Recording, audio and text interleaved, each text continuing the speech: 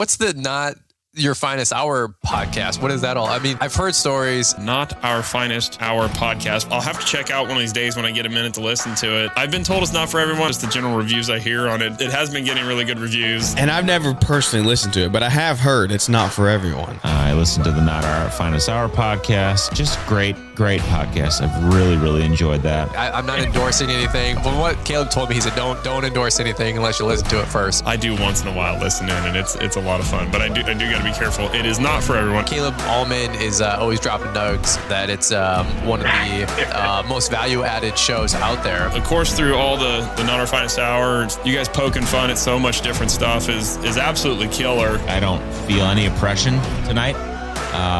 In fact, I feel very free. Not Our Finest Hour podcast. Thanks for being here. I'm Interlock in, and I wouldn't fucking miss the Not Our Finest Hour podcast for nothing.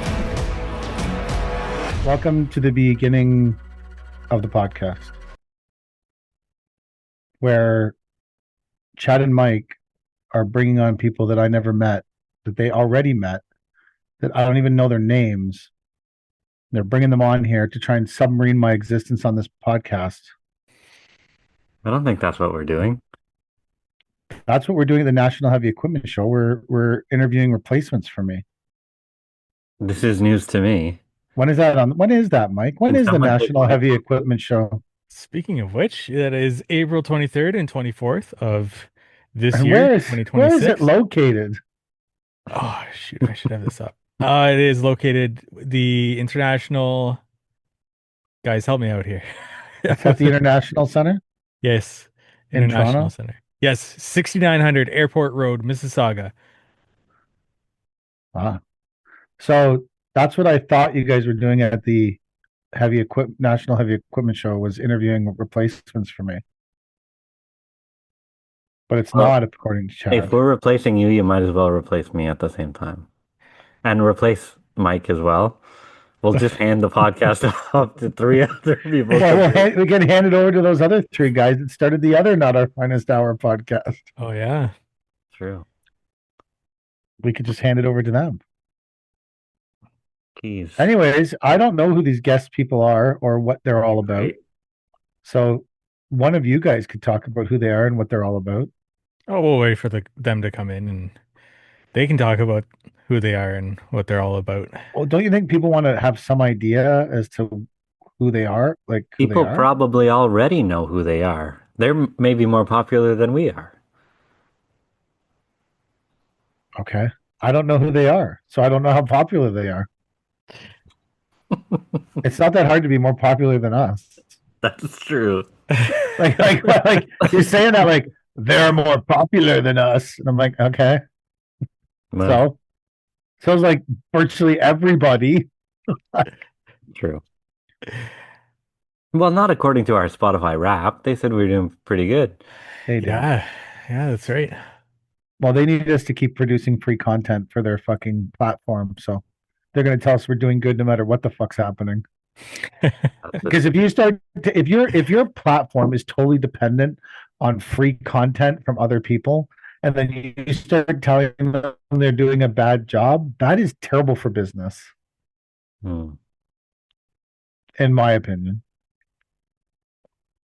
You need to tell everyone. So I mean, like, I get it. We got a little boost from Spotify, which is amazing, but because I'm a constant, endless conspiracy theorist, I need to figure out why they gave us the positive rating. They are desperate for our content. They need people to come to their platform for our content. Yeah. That's truth. It's all about content. It is. Well, content. Yeah. You guys have been churning out the content lately, Parking Creation, and Chad's, I'm surprised how much comments the don't take cash. I'm surprised deals. too. Yeah, I couldn't believe that. Some people were personally offended, it seems. Yeah. About taking cash money. Like, I don't know what you want me to tell you here. Like, even if I did it, do you think I would say that I did it? You fucking moron. I never read all these comments. I watched the video. I watched the video.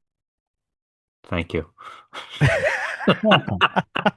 Was it me and like maybe 100 other people? I'm Well, just checking. maybe you and 10 other people. I don't know. They are getting more traction lately, especially now that I'm back in Canada. But How far back is it? 2 days, 3 days.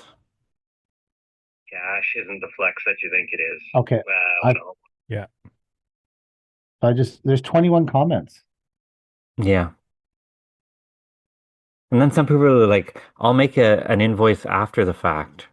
Yeah, I saw this. What the fuck? Are you retarded? Okay, Are you but fucking Chad, retarded? Did you read this guy's fucking handle on here? Like, I get what you're saying, but what do you expect an account called Underpaid Farmer to produce? I don't know. Honestly, I didn't read all that deep into it. I love these things. The next one that makes stupid comments is 666 no frills 666 2026.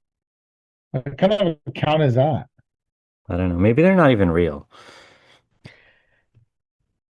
Have you guys heard of the dead internet theory? This guy's talking about how you work for Israel. Yeah, I saw that. Like, seriously. This doesn't, bro, you have cash customers and you have tax customers. What, do you work for Israel or something? Do you even know how much tax gets leased out of your pocket every day to third world countries, bro? And you're over here bitching about getting paid cash? You live in a clown world. I don't know what that's supposed to mean. I mean, it's 5% for us in Canada. Your average job is 600, so it's not that big of a seal to do every couple months. Boss is scared of cash. That's why he does it. This literally says, boss is scared of cash, though. That's why he does it. Well, maybe talking about you. You're scared of cash. Maybe you're the boss. These comments don't even make sense. They can't even formulate a sentence. Like, what are you supposed to do with these people? You could argue with them all day, or you can just... It's not worth the time, man. No. But this is how you buy asset no one knows about, bro geek. Okay. Dude, why are you even bringing this subject up? This is how you buy assets no one knows about, bro geek.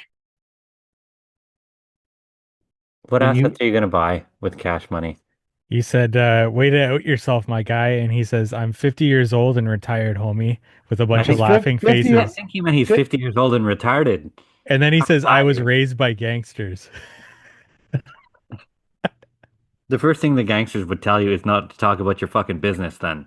Yeah. You fucking moron. Learn to get better at tax fraud, buddy. I don't think these people have ever had the CRA on their case. I have. Okay, so I deeply agreed with your video. I thought it was smart. You just listened to it. I hardly ever agree with 2 minutes ago, but I watched that whole video. Oh. I'll be the first to say I don't catch every ditty every day. Okay. There's a new ditty every day. Well, there's a new ditty every day, and I don't catch them all. Sometimes I got to go to the freak off party. Yeah. I am. Right. But I watched that one, and I thought it was smart. Like you can't.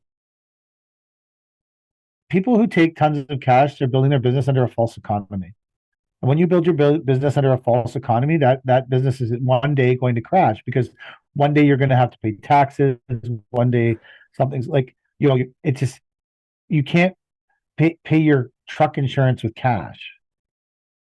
You can't pay anything with cash. You can buy your groceries. You can buy a four-wheeler, a fucking useless four-wheeler. Why are you so against four-wheelers? I don't know. Actually, we need a four-wheeler, but for the business. Because we drag a harrow around on big topsoil jobs. Drag like a piece of chain fence or whatever behind it. Yeah. Away all the hand raking, right? So we actually need one, but I sure shit wouldn't pay cash for it. I'd run it through the business. Doesn't seem that helpful. Cash Do you is- think that people who take shit tons of cash are people that aren't like so like the mindset is like when you're talking about building the business and doing all this stuff for your business and taking checks, there's a mindset there to I'm building a bigger business. I see a greater future for me and my family in this business. So I'm growing this business.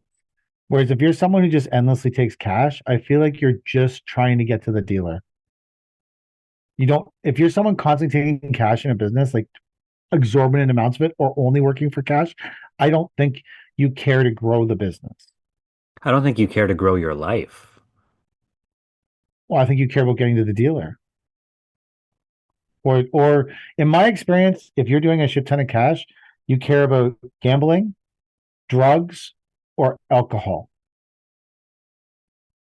In my life experience in this business, in my 35 years or whatever it is in this business, if you do shit tons of cash, if all you're doing is cash, cash, cash, cash, cash, all I do is cash, I only take cash, you are addicted to gambling, you are a drug addict, or you are fucking drunk. Yeah, you can't build anything on cash. You have no foresight for the future of your business or your life No. or anything. It just doesn't make sense.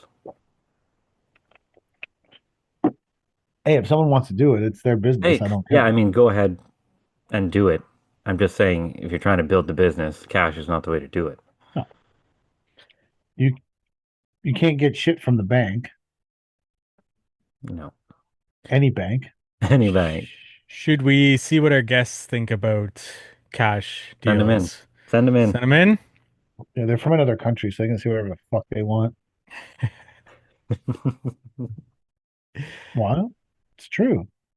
They are from another country. Hey, they can guys. say whatever the fuck they want. Jason, Jordan, nice to see you guys. Ahoy! How you doing, Mike? PK, you haven't met Jason or Jordan? I've never here? met them. We did talk about that already, that they submarine me by bringing on people I'd never met before who probably have no idea who I am. You're probably not wearing pants either. I can only see you from the elbows up. I am not wearing any pants. Yeah. All right. We can be friends. I had horror pants. One time at home at work. No use for them. Home from work. Anyways. Jason, I'm Mike. In the truck either. Yeah. No, I wear pants in the truck. Yeah, I don't feel like that's a whole thing that happened. I don't think we talked like when we were stuck in the farmer's field when the two triaxles were buried in the farmer's field. Did we talk about this, Mike? I think so. But when the trucks were buried in the farmer's field, the two guys that drive those trucks, Glenn and Marcus, right? One of them was wearing like $400 Jordans, stomping around in the mud and the snow in the farmer's field, and the other one was dressed in a like full Kansas City Chiefs tracksuit that was really fancy and nice. And I was staying there in my work boots and jeans, going, "What the fuck are you people doing?"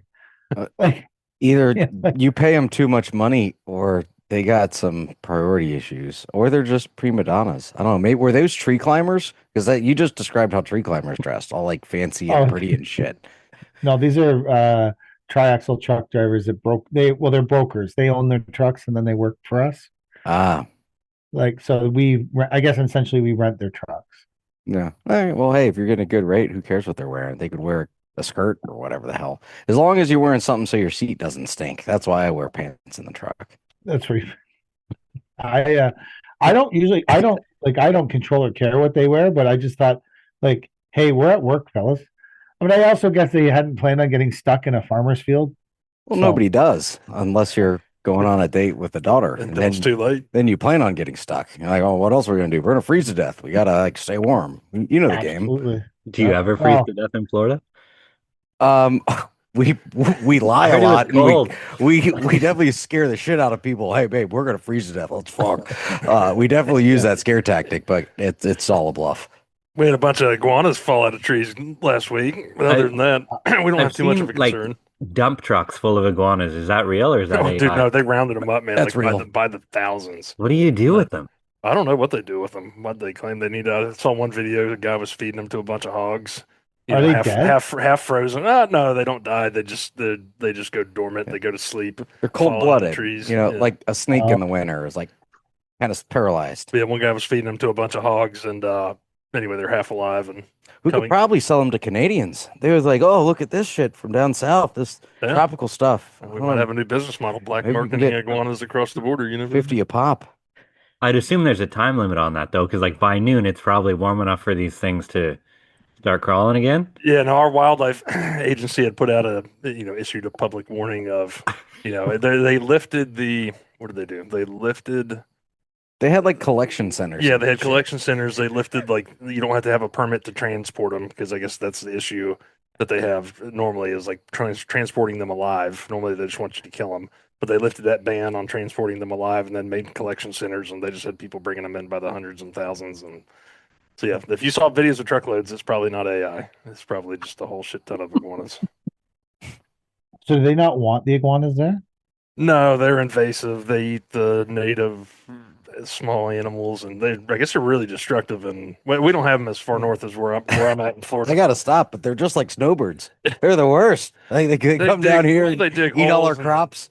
They dig holes and they go into crawl under foundations and terrorize landscapes and eat plants and propagules and all the stuff on mangroves. I go down to the Florida Keys every year in August to catch lobsters, and they're all over the damn place. Like we're on the boat and they're like in the mangroves, like lizards. I don't know. Do y'all have like these little lizards and shit all over your yard? Okay. Well, if you did, it would be just like that, but bigger ones. And yeah, the iguanas are all over the damn place. Oh, they're fast as shit. They're hard to, like when it's hot, you're not catching them. Crazy. So you got to take advantage of this situation. Yeah. Or we ran I've never done it, but it's a business that people will take them out in canals and waterways and shoot them with high-powered pellet guns and different things. Like the CO2 pellet guns? With like a scope on it? Yeah, they'll go around in boats and shoot them. Huh. You can eat them. Like their legs and tail, like their back legs and tail. There's a hot chick on the internet named Kelly Young, and she does like fishing YouTube because I'm totally watching it on the toilet for the fishing knowledge. But there's an episode where I was watching for the sole purpose of harvesting iguana knowledge, and she was shooting them with a pellet gun. That's neat. Yeah. So if your wife ever asks you, what are you watching? You're like, researching fishing. like every other 750,000 views on this thing. Crazy. We were talking about cash money before you guys got on. Without outing yourselves, I put out a reel this week about how cash money isn't the biggest flex that you think it is. And I got some blowback from guys who were saying it was stupid and shit like that. I don't take cash in my business, but we were wondering your thoughts on it. What do you guys think? Are we talking about cash in business? Cash money, like cold hard cash. Don't pay the tax. Oh. Cash money. I know you can't say receiving much, right? payment from a customer in cash and stealing from the government. But not paying taxes. Yeah. Whether it's American cash or Canadian cash or whatever. It seemed a lot more vicious. What? Stealing from the government. Well, that's what they'd call it. Yeah, for sure. That's IRS. It is. No, tax evasion. Yeah, exactly. It seems less harsh. Well, I tell our customers that we're not profitable enough to try to scam the government out of saving taxes. So just pay us That's with a check or a credit. We're literally not we're not profitable enough for me. It's like, oh, I have $17,000 sitting in my backpack right now because we had a guy give us a deposit of cash, and then my office manager's like, oh, what are you gonna do with it? I said, I'm gonna put it in the fucking bank. I said, because we don't have any money. I said, so we're going to put it in the bank. And I said, but the only difference is, I said, in the future, when we do start making more money, and I wanted to try to fleece the government, I said, I'm going to put it in as a loan from shareholder into our business. I said, instead of us receiving it against an invoice. And I said, and then one day it'll be living in this fake balance sheet or whatever that, I put a loan from shareholder in, and then I can withdraw it and not pay tax on it. So, but generally, we just tell our customers we don't take cash. But this guy owns a nail salon and a Chinese food restaurant, and I guess he's got a bunch of cash. So. Well, with all the iguanas that he's got, I mean, his food costs have drastically dropped. So he's not buying meat. So cash. Here's my answer on it. If you get, $1,000, $600, $2,000 here, and you go screw off with it and dick with it, yeah, that's cool. Fuck off money. But if you're running a real business and you're trying to incentivize your clients with paying you in cash because you want to be as tax efficient as you can. Here you go, PK. I was trying to use my words here.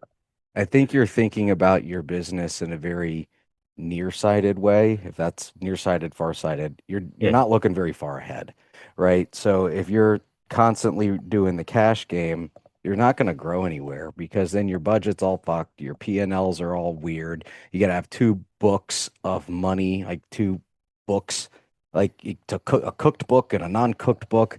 And it's just sloppy. It's like, I don't know. Everyone sold drugs when they were in their late teens and early 20s. Yeah, that was cool. But then like, look, dude, that ain't worth it. I'm going to like hustle this felony for $200. Like, it ain't worth it, man. So like, what am I gonna do? Steal cash from my business and then like be in this perpetual churn of I'm a turd and I'm not ever gonna grow into something. Now, if you never want to grow and you want to be a cash person and kind of stuck in the lane or you're staying in the lane that you're at and you're very happy with that, go to town, man. But if you wanted your business to grow and like be something that, could outlive you, it ain't happening playing the cash game. Or if you ever want to sell the business, you got to clean it up.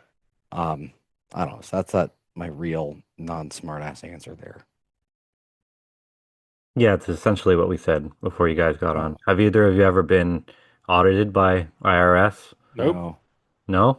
Knock on wood. I went through we have CRA, Canada Revenue Agency. I went through that last year, and that was like pulling teeth. That was a big fucking mess. It took like 8 months to do. They wanted all the business accounts, my personal accounts, my wife's personal accounts.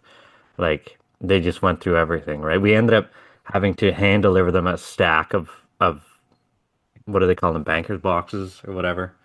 The big boxes there with all your files in it. We had to hand deliver them, bring them to Ottawa, deliver them to the guy, and he's like, okay, I'll give them back in like 3 months or whatever. Jesus. Why did you get pwned? Did somebody rat you out, or No. Do you go to see your IRS of Canada happen to be a client? You're like, hey man, if you give them cash, I'll take $3,000 off the top. No, they said we grew too fast. We grew faster than your average business, and they had some questions and shit like that.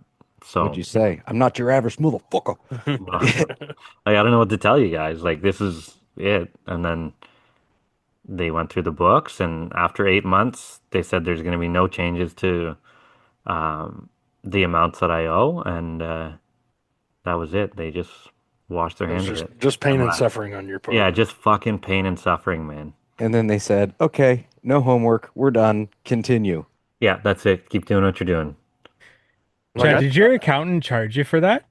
Like any extra work or anything? You bet. Yeah, I bet. Oh, yeah. Yeah.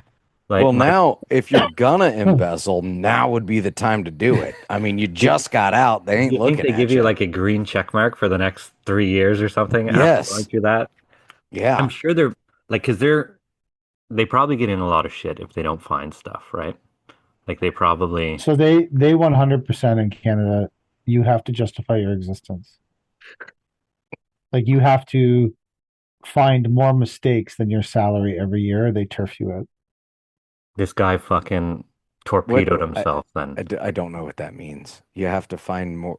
Can you say that again in English? So if the government is paying, if you're a tax auditor and you're making $60,000 a year, you best find $60,000 worth of money to collect from people they never paid. Because if you keep ending up in the negative, if you keep only finding 40,000, they'll find someone who will find 100. Oh, that's a great business model. I like it. Fucking amazing business model. Yeah, good for you guys, man. I'm proud. If you're dragging tree branches for $1,000 and you only make me $800, I'm gonna find someone that can drag $2,000 worth of branches for $1,000. Yeah, simple. Yeah. pretty. Taxman That's, taking.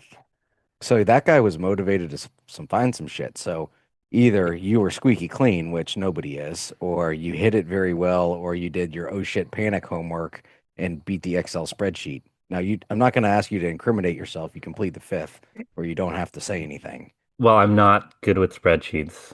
I can't go like I don't have software, can't manipulate anything. Like it's just what was there, and it ended up being very clean, actually. So you didn't. Oh, I want. That means your accountant's doing a good job. Well done. They had questions for me, and I'm like, I don't know. Ask the bookkeeper, ask the accountant, ask somebody who's not me. Like, just because my name is on everything doesn't mean I know everything. Mm-hmm. Like, I know how to work hard. That's it. We use QuickBooks Online, and my plan is if we ever get audited, it's like I don't know any of here. You go figure it out. You go, yeah. Like here. You guys sort it out. That's my plan. Tell me what you come up with. I expected to come out with it owing like 20 grand or something, right?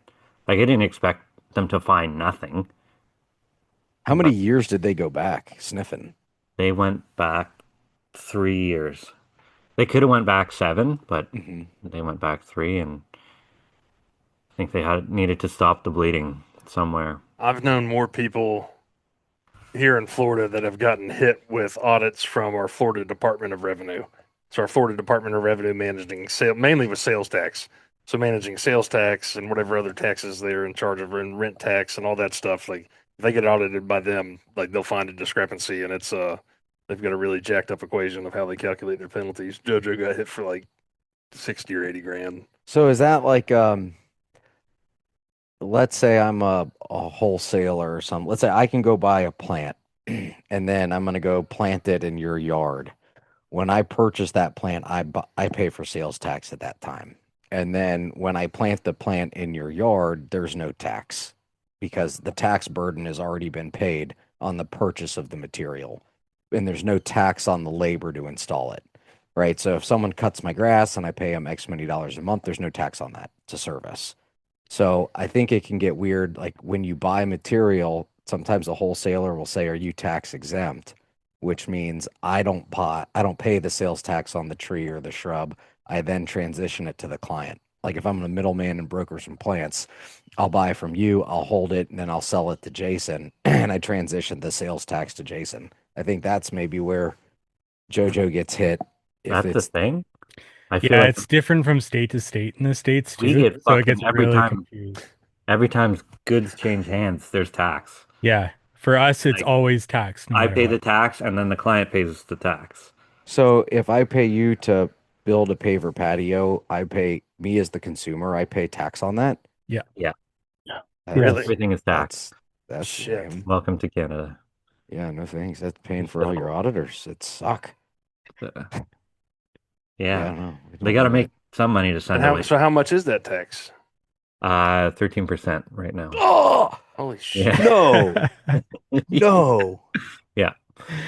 Yeah. So- Our federal tax and our provincial tax are rolled into one gimmick that they call HST, harmonized sales tax. But you're paying 13% on fucking almost everything. No, we don't have. So when I buy, I don't know, a pack of cigarettes or I buy a table at the table store, your tax rate is based on your local municipality. So, for instance, Florida has a 7% sales tax or 6.5% or whatever. So you're going to go buy a grill at the barbecue store. You have your state sales tax at 6 or 7%. And then you may have local sales tax, like where the county put in this bullshit for like, oh, it's a penny tax, a 1% tax for the school system or local public transit. So Hillsborough County, where I live, is 8.5% because they've added, let's just say Florida 7, they've added 1.5% and bullshit, transport tax for buses that no one rides. So if you were to buy the plant in Tampa, it's 8.5%.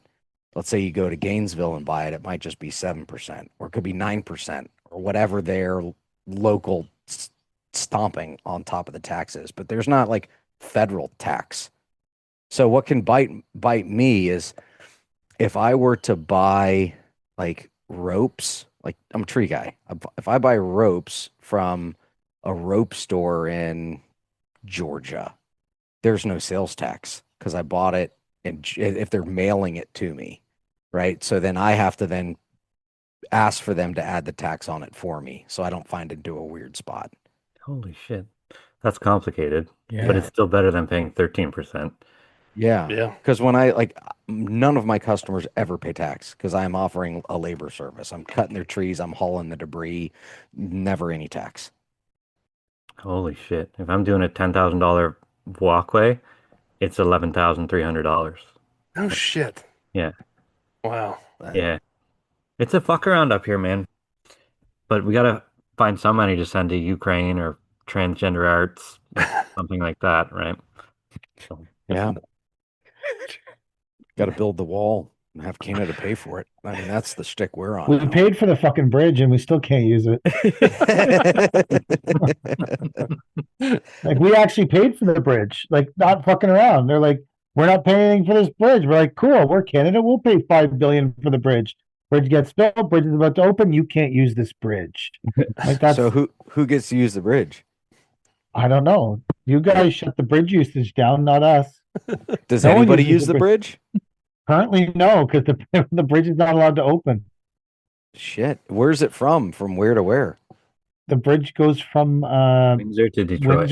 Windsor to Detroit. Huh. Gordie Howe Bridge. Well, who the hell wants to go to Detroit? Apparently there was Anybody in Windsor. Yeah, that if wants you to live get in out of Windsor, you Canada. want to go to Detroit. Yeah. Listen, honey, I got us a timeshare in Detroit. Well, sounds like we need to put a toll booth in there and someone get a shitload of dimes. Sure, there is one. Yeah, there is that's how another- Canada no. is supposed to make up their money, and it's actually owned by Michigan and Ontario.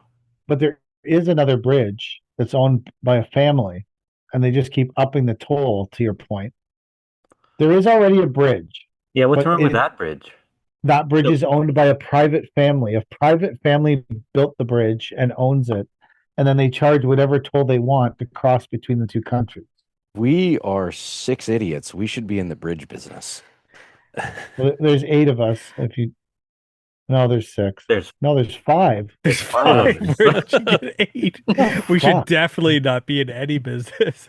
Oh, we should not well, talk I for bridges. There's 6 of I us. identify as 2 different things sometimes. Depends on my But mood. he said 6. I said 8. I was obviously more wrong. Oh, if I'm going to be wrong, I'm going to be really wrong. I'm a trans identifier. Ooh. Does anybody have a Bud Light? Yeah. Are you guys still not drinking Bud Light down there? No. I don't know. Brandy it over? fluid? Yuck. Are you over it?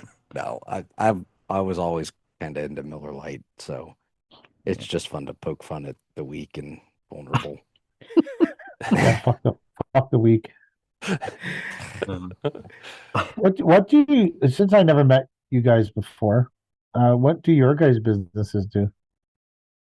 I Well, didn't have the privilege of being able to just leave my business. I'm too important.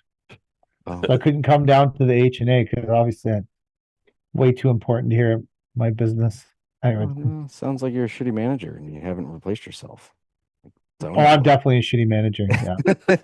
Yeah. So, I am Have you guys such a- ever listened to this podcast? I have, yeah. Jordan doesn't Oh. listen to podcasts, so no. So you would know that I'm a shitty manager. that's what. Sure. That's how you shitty. self-identify. Yeah, I would say that's Yeah. accurate from listening to the show. Well, I'm an arborist and I run a tree trimming business. So I had a lot of business at the hardscape of North She America. couldn't make it as like a real landscaper. No, because I blossomed into an arborist.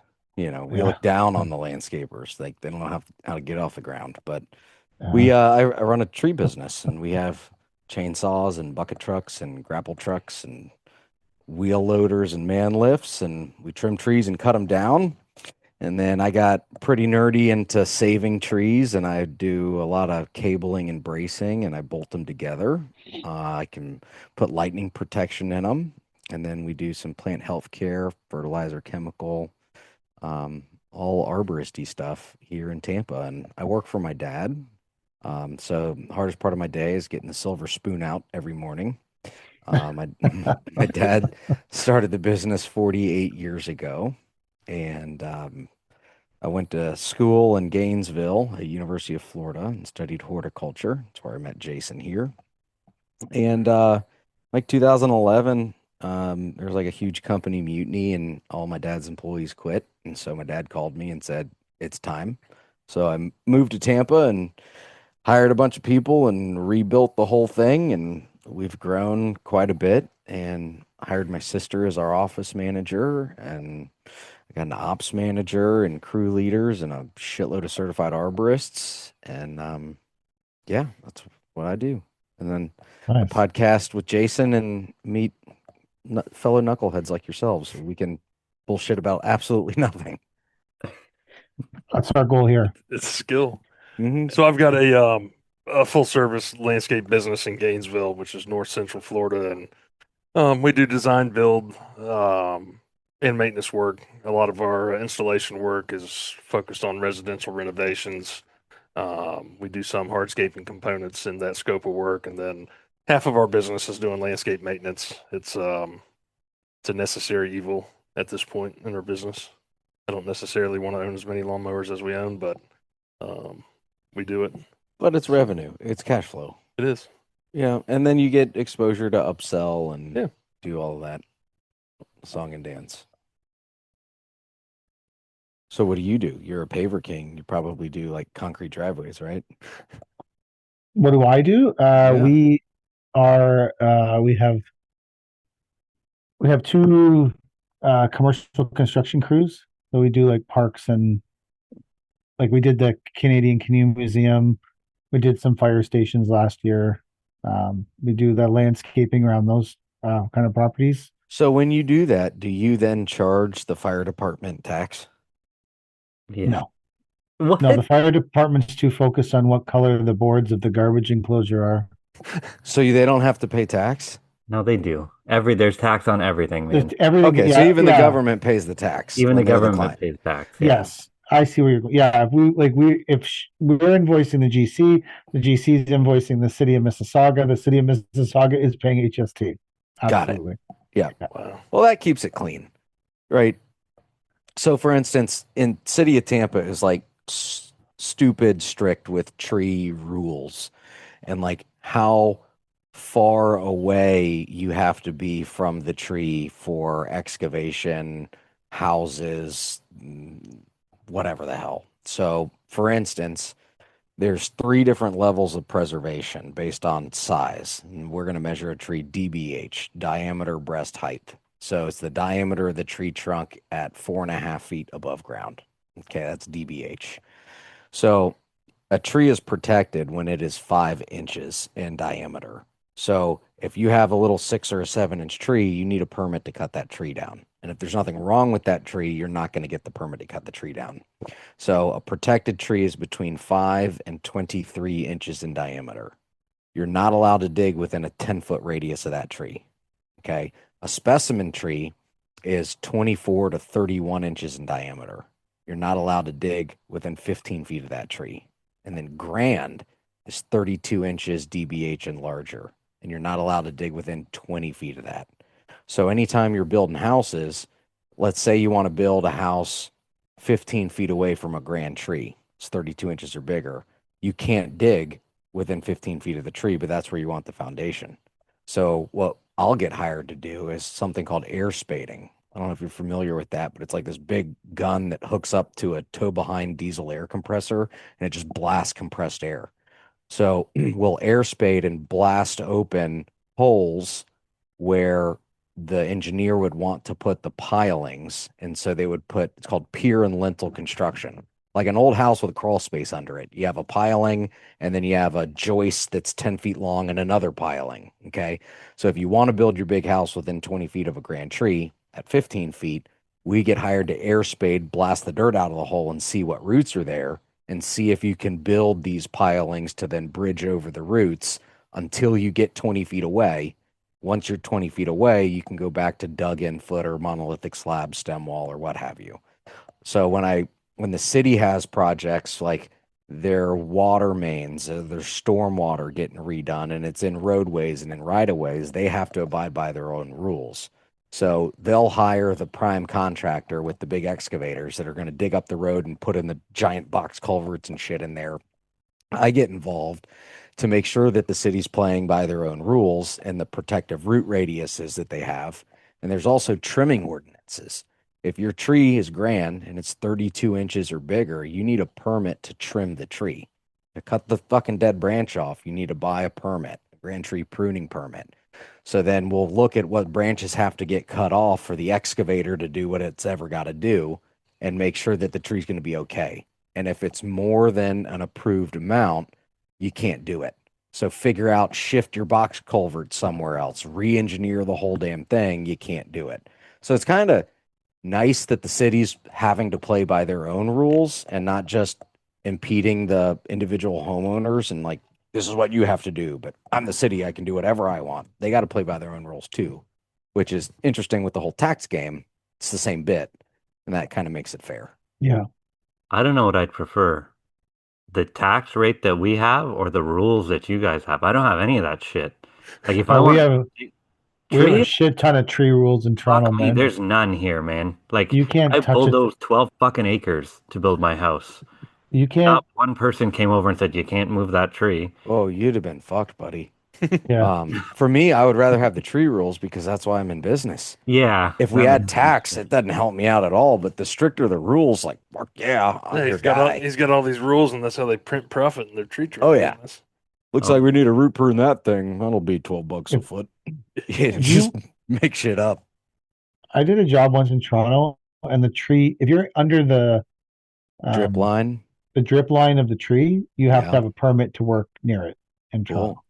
So, like, the tree isn't even, like, the houses are so small in Toronto. The tree was actually 3 backyards over. Yeah.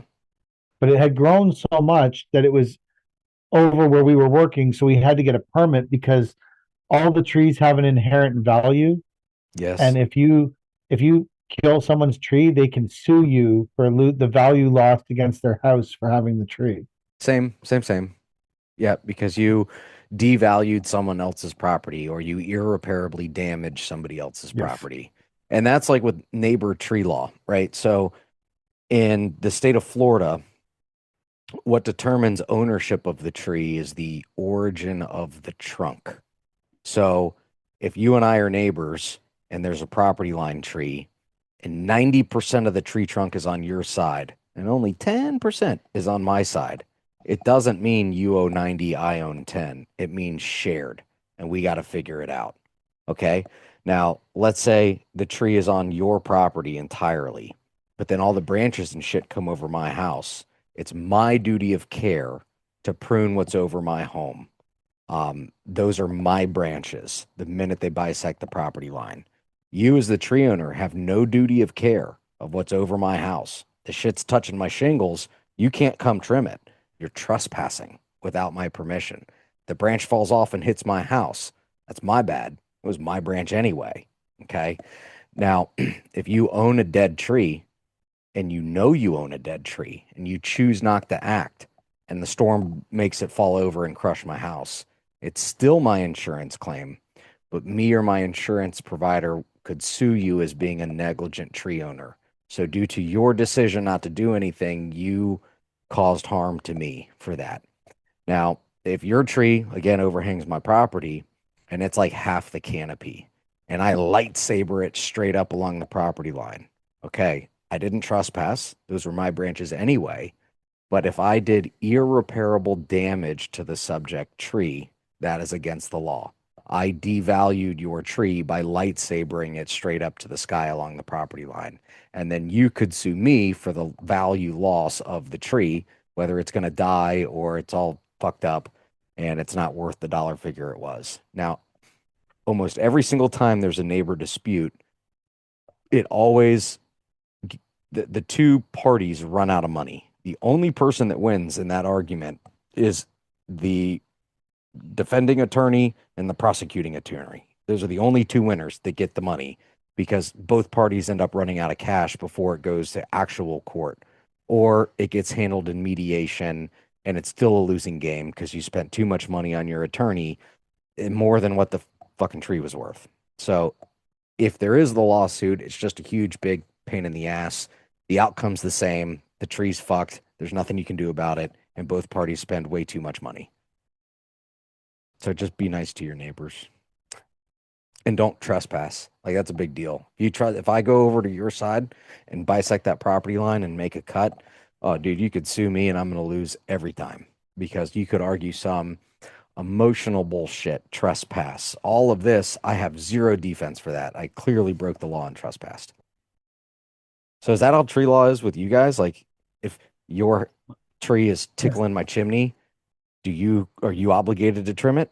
Or is it your liability if the branch falls off and crushes my chimney?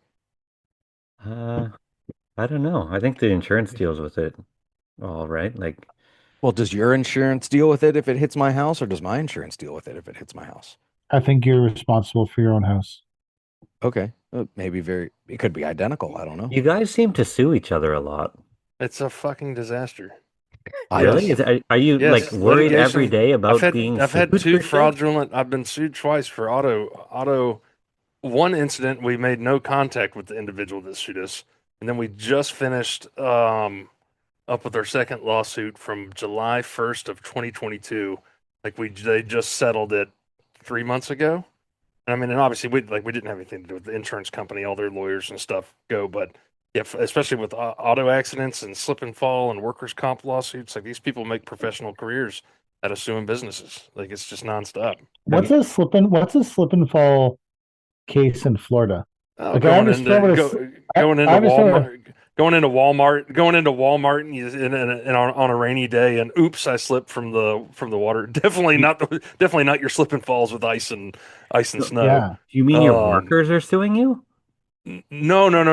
That's just an example of human beings down here. Oh. But no, we had with the auto incidents. I mean, it was two other cars. The last guy, I think they ended up giving him 50 grand. And like there was no visible damage. Like I knew we were going to get sued as soon as like we tapped the guy. Well, he did it on purpose, is what my thought process is. But we were at a stoplight behind the guy. Light turns green. He goes. My driver goes. He slams on his brakes. Chris slams on his brakes. He taps the car. No visible damage. Little crappy whatever kind of car with a plastic bumper. Didn't crack the bumper. No nothing. It's just a little disturbance in the dust. So a mark in the dirt. No damage to the car. And the guy immediately starts acting pretty sketchy. And one of my managers went over and was talking to him because in an incident like this, because we have to pay so much in commercial auto insurance, if it's replacing a bumper down the 3 doors down the road from our shop is a collision center, and we're frequent flyer miles for replacing bumpers and whatnot. So it's like, hey, we can get this solved down the road at University Collision Center, or we can call the police and they'll send out a service technician and we have to make a report. And the guy didn't want to do any of it. He just wanted our info and to leave. And after the first incident we had with the lawsuit, like I told Will, I said, start taking pictures of the car. I said, take pictures of the guy standing up vertically so that when he claims his neck, his back is whatever, that we've got pictures that he's walking around. And so we had all that information and documentation. But yeah, I think it was with the first lady, it was within 48 hours, we got a notice of being sued. And with this guy, I think it was like 2 weeks. But the first lady, she had the special investigator from the insurance company came in and said that she had 13 previous lawsuits between workers' comp, slip and fall, and auto. So they're just making a career out of it, So which is why our insurance rates are so stupid high. Which is why we have to pay so much in insurance. Yeah. One of my drivers rear-ended a guy in like an intersection 5 or 10 years ago or whatever, right? And it was Friday afternoon. We all pull over to the side of the road. I was behind him in my truck, and the guy had his kid with him in the car, and he was like rolling around on the ground. He's like, "Oh, my neck!" And the cop comes over. He's like, "Where are you coming from?" And he goes, "Oh, I'm just coming from McDonald's. I'm a diabetic." And he's fucking freaking out and all this shit. And anyway, he ended up no damage. I had a little damage on my bumper from my guy hitting him, but that was it, man. Like insurance dealt with it. I never heard word one. Like we didn't get sued or anything. We've had some legitimate accidents. Like we've had accidents. Like, yeah, okay, yes. Like one, so we've only had one serious accident where we were at fault. I had one of my managers. He was driving a Ford Ranger down the road, and I mean, luckily it was almost a head-on collision with the car cutting across traffic, and it ended up being like a glancing T-bone. But in that instance, it's like we got dash cameras, whatever. We got all this stuff now, so at least we got video footage of things to help us out. But, I was thinking of that this year. Like, does it make sense to get Yes. these oh, dash absolutely. For us, 100%. Yes. We got front-facing, rear-facing dash cams. We Are got. they like a big deal? Am I going to spend like $20,000 a year on this shit, or like? They're like $40 Like a month. $100. You're gonna if the company that Jason and I both use is called GS Track Me. They sponsor you or something? They ran some ads for a while. I pay them money every month, so it's not like I'm doing them a solid. I'm just being honest with you, but it's called GS Track Me, and you buy the camera. It's $200 per vehicle. You buy the camera and own it forever. And then it's $35 a unit, like per camera per month. So I paid $200 for the install and I own the camera. And then I pay them $35 a month per camera. And there's no contract. So I can cancel if I want. You just have outward facing, right? I just have outward facing. So I've got cameras that face out and then face in back towards the cab. And they do fancy AI stuff now with detecting, whatever distracted driving and all sorts of stuff. It'll actually talk to the guys. My office manager has that feature turned off. I said, turn it on. She's like, the guys are speeding and they're doing this and they're not wearing their seatbelt. I said, turn the camera on and let the damn AI talk to the guys. Like, then maybe they'll pay more attention. But I can see wherever I can pull up the map on my phone and see exactly where every truck is. If it's red, it's parked. If it's yellow, it's idling. If it's green, it's moving. And it'll tell you like its max speed, how long it was at this address before the engine turned off, how long before the engine turned on. So I can then see every gas station that they went to. I can see that they stopped at their house for 6 minutes. And you can backtrack it if you want. One of my grapple trucks was involved in a little accident 4 weeks ago. He was on the interstate and this sedan came he was in the middle lane and the sedan is passing him in the right lane, the snow lane or the slow lane, and starts to move over and saw oh shit, there's a massive grapple truck there, and was getting close, reacted to the right, overreacted back to the left and slammed into the rear tire of the grapple truck. And car's fucked because it hit the guardrail and they're doing 70. My driver pulls over, the cops, that car ain't moving. His got a little dent in his rim, so my truck is fine. And I called the guy's named Gideon, my GS Track Me guy. Like, Gideon, I need you to pull Jimmy's Freightliner or Jimmy's Kenworth. It was at 1:55 this afternoon. He goes, I'm on it. And then he sends me a text message with a link. Bam, there's the exact video footage that caught it. I sent it to my driver, Jimmy, and Jimmy showed it the cop that was there. So just justified everything that we did absolutely nothing wrong. And the cop is looking at my dash cam video from 18 minutes ago or 25 minutes ago. And he goes, yeah, all right, thank you. And so that totally covered my ass from the potential of frivolous crap. That's cool. I could do with that. I could spend that money. Yeah. Is there insurance savings with doing that, or the insurance doesn't?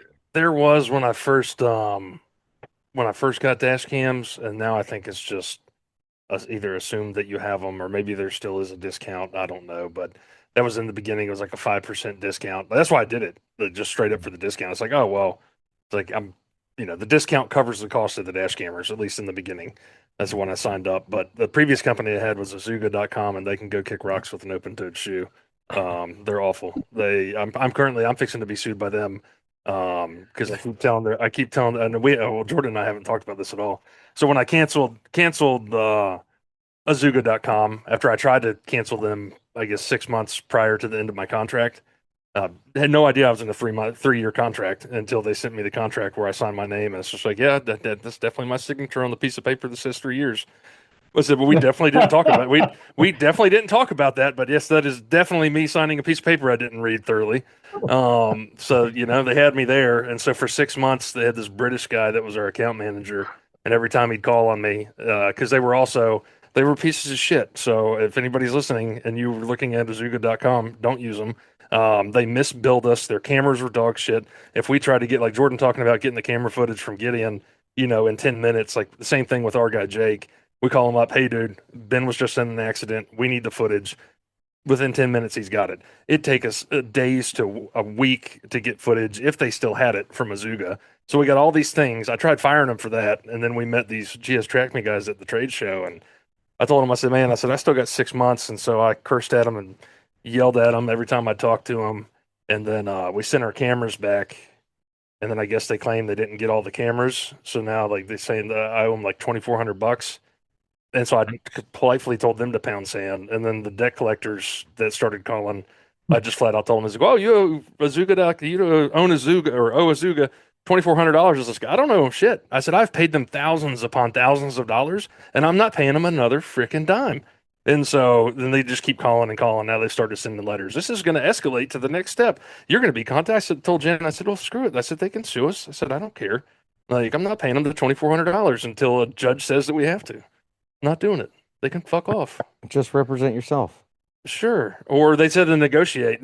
That's what they were trying to do. Well, we're willing to negotiate. I said, well, we can negotiate to $0 because that's the amount of money I'm willing to pay. Fucking bastards. And that's just out of principle, man. Jesus, it's such a. I forgot about that until now. Now I remember. I should probably go back and look at that letter because it's probably going to cost me a lot more money than, than that. But yeah, no, I'd recommend dash cams. It's and we use it now. We track, in the GPS units. Our guys are constantly screwing off, doing something. Like my guys, going the wrong way. Oh, the job site's over here on the west side of town. Oh, well, we just drove 12 minutes to the east side of town because that's our favorite gas station to go get breakfast at. So they're 45 minutes of wasted man hours in the morning. We put a stop to that. Nothing burns my arse like seeing the guys drive around places that I shouldn't see them driving around. Oh yeah, get a unit. And I told Jim, my office manager doesn't think it's as big of a deal, and I said this is a huge deal. Like, do we need to go back and like do the math of what it looks like with lost money, of theoretical money, of course, but doing the math of theoretical money we're losing? I said, listen, I will hire someone off of Upwork.com that lives in the Philippines and pay them the $7 an hour just to spend 3 hours a day going through each of our routes and our GPSs. And I said, and we'll add up the time that the guys are fucking off, and we'll start taking it out of their pay. It's like, it's at this point, it's supposed, anyway, this is all like 2 weeks old of us falling back into a rut. And it's just a constant battle I think we're going to face, but we fall back into ruts and it's mainly wintertime down here because the guys are screwing off and there's not as much stuff to do. And they want hours, and that's what the one guy says, oh, we got to get hours. It's like, well, great. Like, go back to the HOA and pick more weeds out of the yards or pick up sticks or leaves or whatever you want to do. There's still more work to be done. You just don't feel like doing it because it's not cutting grass. So, anyway. So for building shit, like for us, there's no chance. There's no building patios right now, right? Because there are 2 fucking feet of snow on the ground.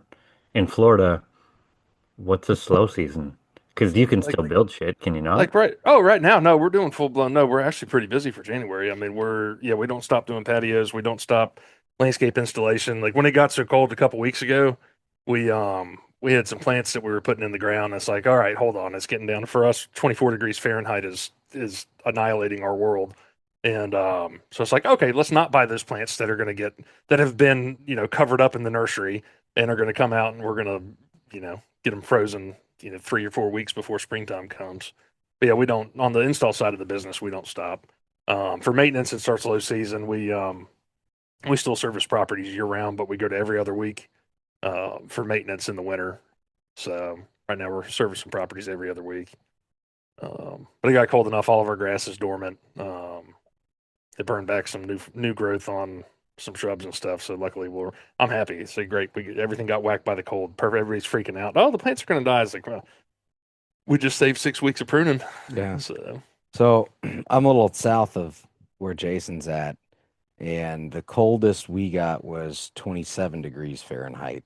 Like I get up, it's 5 o'clock in the morning or whatever. It's 27 degrees Fahrenheit.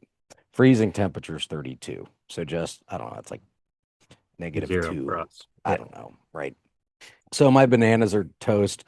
My front yard is still green. What's under the oak tree, because the oak tree intercepted a lot of the frost. What's not under the oak tree is kind of brown. For whatever reason, man, the zoysia right there, and like we put a little Tupperware of water out to see if it would freeze, and it froze, but that grass is still green as shit. It's not really growing, but it's still green. The bananas are toasted.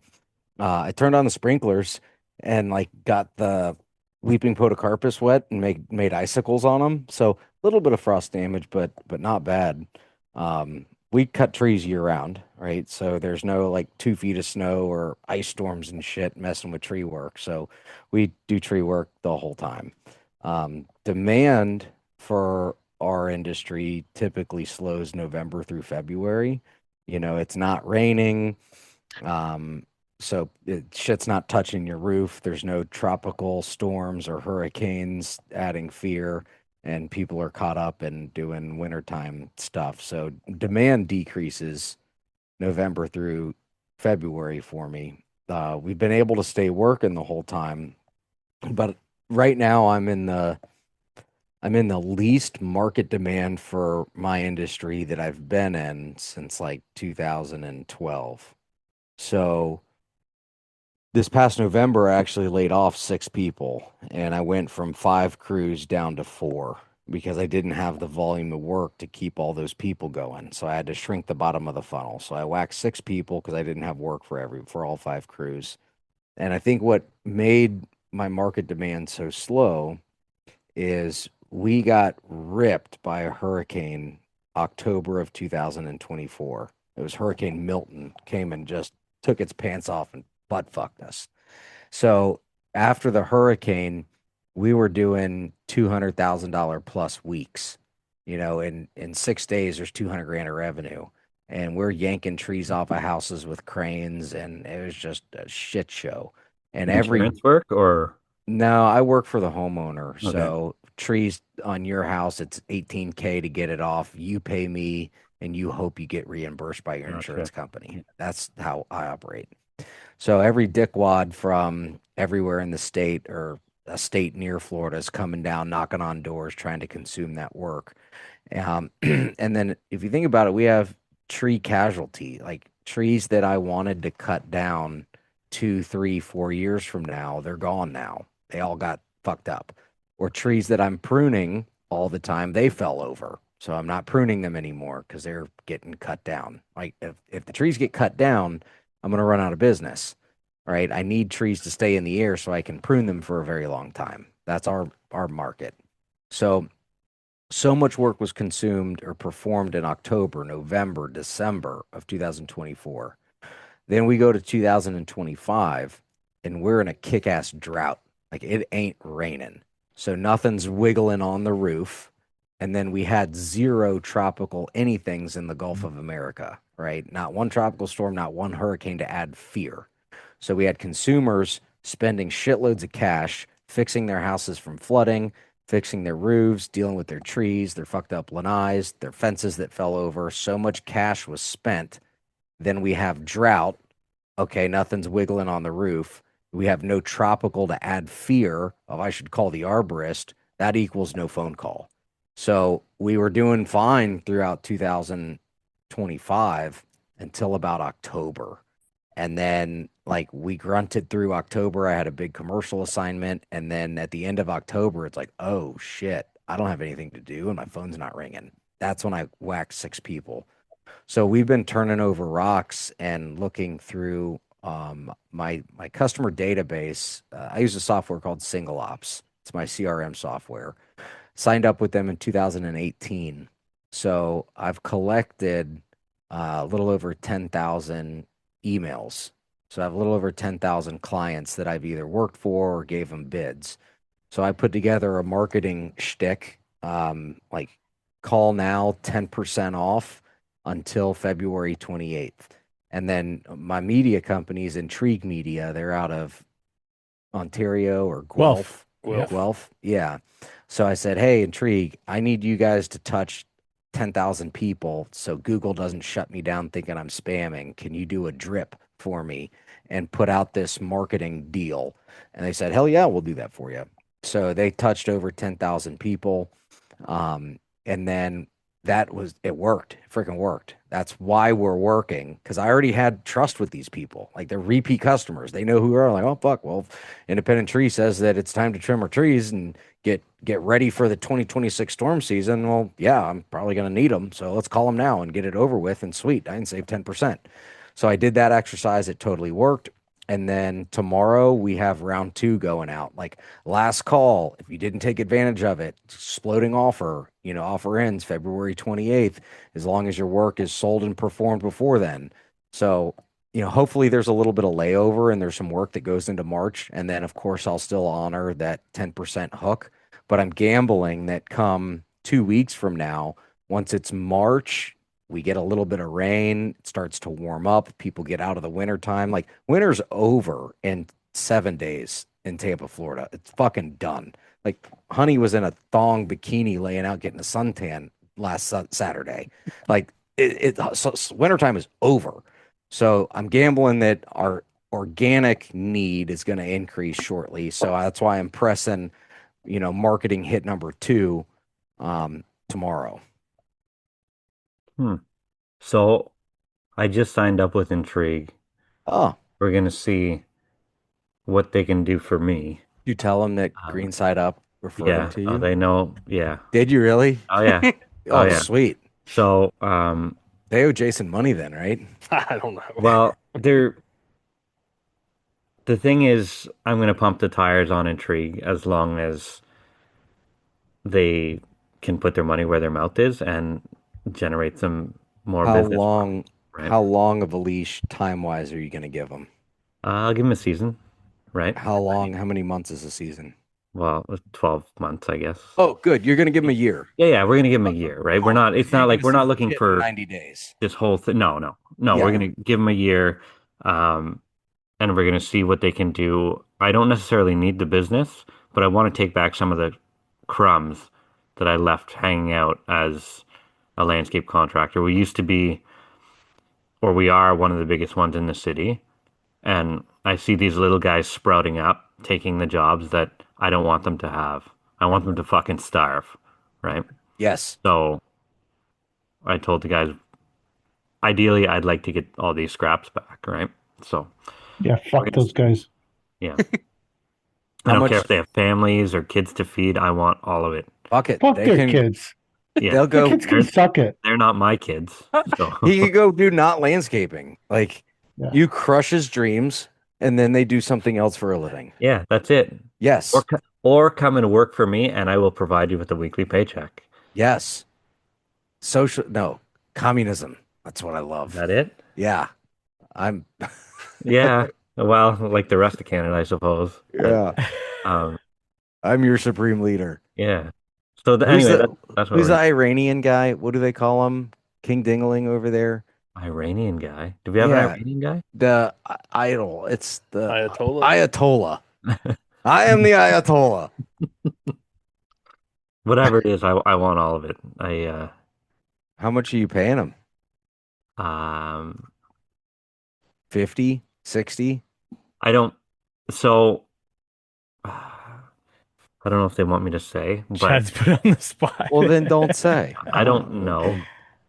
I just know that for Intrigue, I've paid three marketing companies prior to Intrigue a shit pile of money with little results, and they had me on the hook. Well, obviously, we became trade show friends and like to shoot espresso martinis with them at events and do fun things. But like, before I signed up with them, Jordan was working with them before, and we did the whole deal, and they evaluated our business and, told us what they could do, how we were performing now with our current stuff online. And their approach is comprehensive. Like, they're covering they're trying to attack everything at the same basis. And I got my biggest competitor in Gainesville. He's been working with Halstead Group, wherever the hell they're out of, for probably like 8 years. And like, he's got it going on. Like, he's ruling the internet. Like, he's the only company so far. Like, he's got 768 Google reviews, so you got to catch up, Jordan. You're only at 705. Yeah. All right. So anyway, but this I guy's killing I it. was at 7:04 this morning. Oh, I got another one. okay. I thought it was 7:05. All right, well, I'm gonna bear. Anyway, so but with like Rob's approach to it, he's just man, it's a full court press of what we're doing. We have to do the SEO and the paid stuff and all this other shit all at the same time. And like when he looked at Masters Lawn Cares, the competitor, like he looked them up on whatever Google sheet that he looks them up on. He's like, man, this is a 1,000-pound gorilla. He's like, it's going to take me 3 to 4 years to like build your whatever domain authority or trust level in Google to try to compete with this guy. He's like, we're going to do all these other things to bring you in work and get leads and do everything that we said in the meantime. He's like, but for me to compete with him on Google and like get Google to love you and trust you and like give you more things organically, he's like, it's going to take 3 to 4 years. I was like, well, I appreciate the honesty. He's like, so in the meantime, we're going to do X, Y, and Z to, you know, bring in your business. And compared to the previous company where I had less than a 2x return of gross revenue on marketing dollars spent, like we're somewhere between 7 and 8x now return with Intrigue without we started in April. We didn't have our shit together with them until I don't know. And I had stopped running Google ads previous to working with them again, but I'd say we were probably rolling by like May or June. So like I'm pleased with that return, and we haven't gone through our spring busy season yet. So like I told our account manager Alex, I said, hey, I said let's look at this. I said I'm pleased with this. I said if it's higher, it's always great. I said, but you know, I said let's see what the numbers look like after a solid 12 months, and then you know, including our busy season, and you know, see how it goes. So I obviously have to pay the ad spend. Yes. Everything, but the rest is in exchange for basically ad time on the podcast for now, at least, right? And so we're going to see how this thing works organically, talking about it weekly, and see what we can do to generate the business for it. And again, I don't know if I necessarily need the business, but here we go. That's how it started with us. He goes, all right, Jordan, you guys do the podcasty deal, and I'll build you a website and jerk it off for 6 months, and then we'll see what you want to do. So that was sweet. I had 6 months, and all right, I don't even know what they're doing, but I guess they're doing it. And then it was all right, well, let's do a pillar blog. It's like, okay, what's a pillar blog? All right, you're going to pay me this much money. We're going to write this blog post thing. It's going to go out into the internet and make the robots think you're trustworthy. I'm like, all right, so we did one pillar blog. And then the 6-month deal ended, and he goes, you want to dance? I was like, sure, let's keep dancing. So now I pay for it. I'm paying like, maybe I get a little discounted rate. I think, so I pay Intrigue everything, and then they pay Google, right? So my Google bucket's $20K a year, and that's on top of what I'm paying Intrigue, right? So I think it's close to 60, like 58 or whatever. So say I'm paying Google 20, I'm paying them 38. And then they said, hey, Jordan, we want to do this own the SERP bullshit where we're going to have 4 pillar blog posts a year, and then we're going to do newsletters, and we're going to jerk off the social things and the Facebook and the Insta. I was like, well, that's great. You guys are going to have to make a Facebook page and an Instagram page because I don't have any of that shit. So they made it, and we're friends. Like, I don't know. I like Rob. I like all the people. So I don't know if I'm getting a deal or I'm getting butt fucked or not, but I like them, and I think it's working. But we've been doing it for a little over a year. So like November was when it was started in 24. So we're like November, December, January, February, 12, 13, 14. We're 15 months in, and we're still dancing. And I think, you know, we're doing okay, but having that contact of, hey, who can email 10,000 clients tomorrow? They were there. Yeah, they didn't have to like hire MailChimp or Constant Contact and figure out how the hell to do that. I was like, can you guys do it? They're like, yeah, dude, we can do it for you. But I think in the next till November of this year, then that would be a 24-month relationship. I think we'll start to see some really good tempo and stamina after a full year doing it. Because to build that 10,000-pound gorilla takes a ton of time. Mm-hmm. So I think there's something to it, and I don't know if you'll ever really know how you would have done without it, right? How well would you have performed on Google if you didn't have them? You're not going to know that. But in a way, the position I'm in now, I'm like, well, fucking glad I'm doing it. because it could have been the same or it could have been a way the hell worse. I'm never gonna know. So I'm pleased with it. Yeah, we'll see. Chad, looking at your competition, I feel like you get results pretty quick. They did the whole analysis with me and Yeah. everything, right? And there's no gorillas in the market No. around Ooh, me. well, good. hey, I'm curious because if I Google my own business, like the internet knows where I'm at. They don't know who you are. Can you Google tree service Tampa Tree or service Tampa. arborist Tampa and see what the hell shows up? Yeah, And just give me a sec. It's just if I'm loading. not there, Rob's fired. O'Neill's Tree Service. Oh God.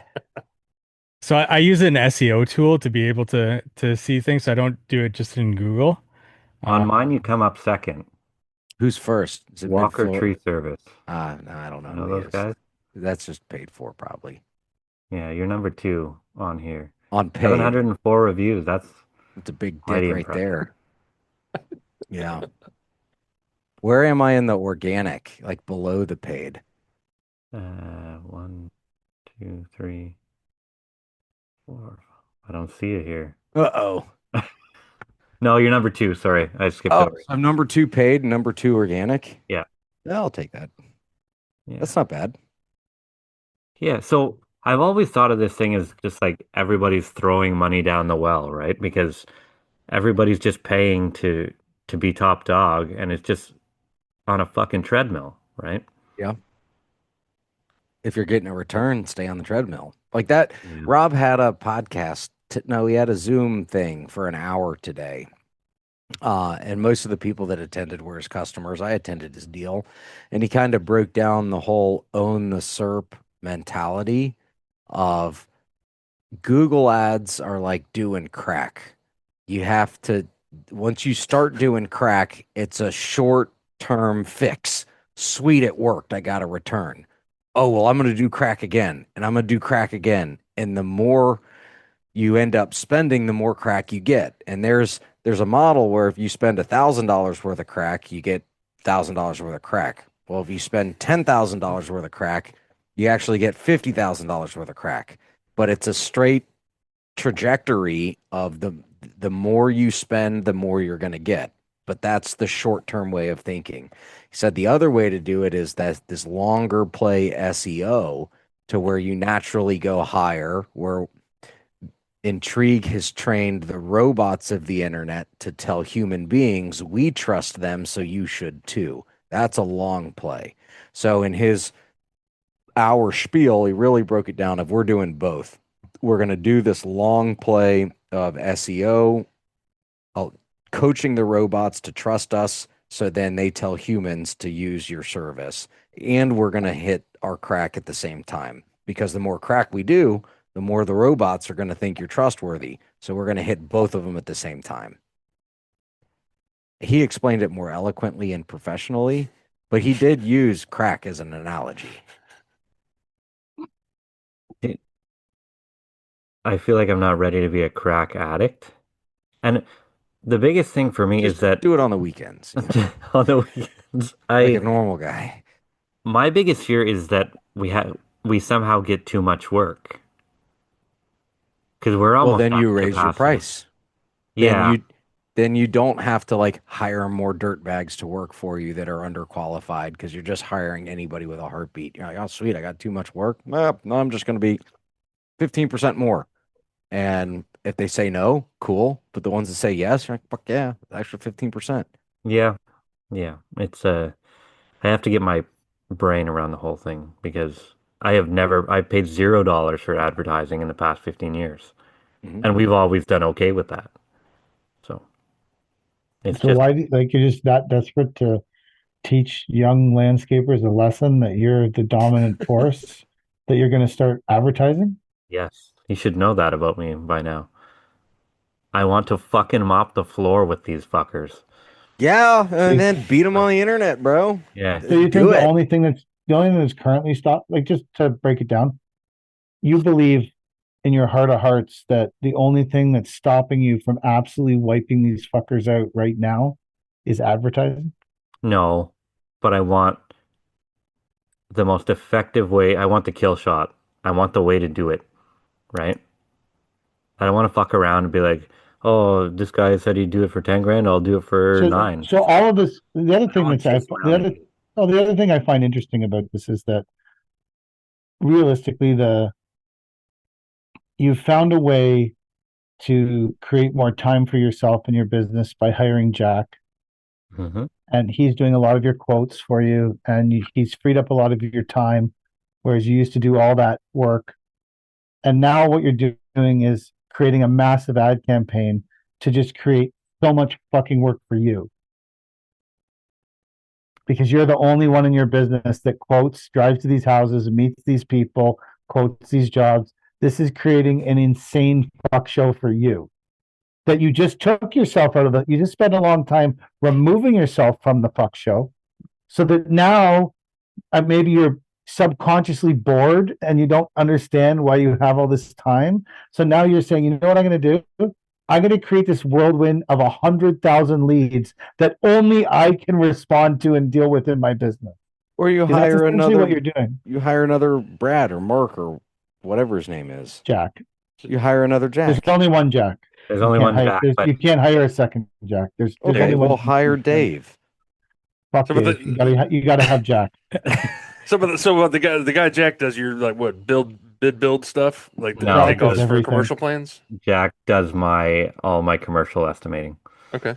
and he's phenomenal at it. He does all our commercial estimating and all our project managing as well. Or PK Chad might be doing this just so that you guys can have some more fun content and give him shit over the next 12 months. He's providing 12 months of banter. I'm just saying I find it interesting that someone who's worked very hard to create this pocket of time for himself is now spending X amount of dollars a month to eliminate that he worked hard for. That's why Chad's going to hire a project manager. And then he doesn't have to do that anymore. He can just be a full-time estimator. I don't know what I'm going to do. There's no roadmap for me in this business. I own the business. I can choose my own adventure. That's what I'm saying. I'm just pointing out that we all go back to who we were. Self-change is impossible. At the end of the day, you can try, but you will get dragged back down into the pit of who you are as a person. So you consciously got yourself out of the estimating, got out of the fucking residential, focusing on the commercial, got Jack in there. You're enjoying yourself. You're driving around in your truck. You're screening soil at your yard because you've got all this time now to invest in your passion for screened soil. And then because you are who you are, you're who you were born to be, you said, I'm going to start a fake war with a bunch of tiny 18-year-olds with lawnmowers in my brain and then hire this huge company to absolutely wipe out these motherfucking high school students and teach them a lesson so that I can use all of my time up running around justifying my existence to myself. Well, maybe that makes him happy, and that's okay. That's it. I like crushing too. I say that about everything. As long as it makes you fucking happy. Why am I doing it? I have a house. I have kids. I don't know, man. Do I want to grow for 10 crews? I don't fucking know, man. I want to be King Big Dick Tree Guy in Tampa. That's what I want to be, and I want to wipe the floor with Arbor Bay and O'Neill's Tree Service and Jaws Tree Service, and I want to put them the fuck out of business because I fucking can. Because I fucking can and feed my own testosterone-filled ego. That's why I'm doing it. So I wasn't saying that being critical of Chad. I was just pointing out what's going on. I'm very complimentary in Chad's willingness to need to eat raw flesh. We probably have a lot in common. For 1,000 years, men will still say this was their finest hour.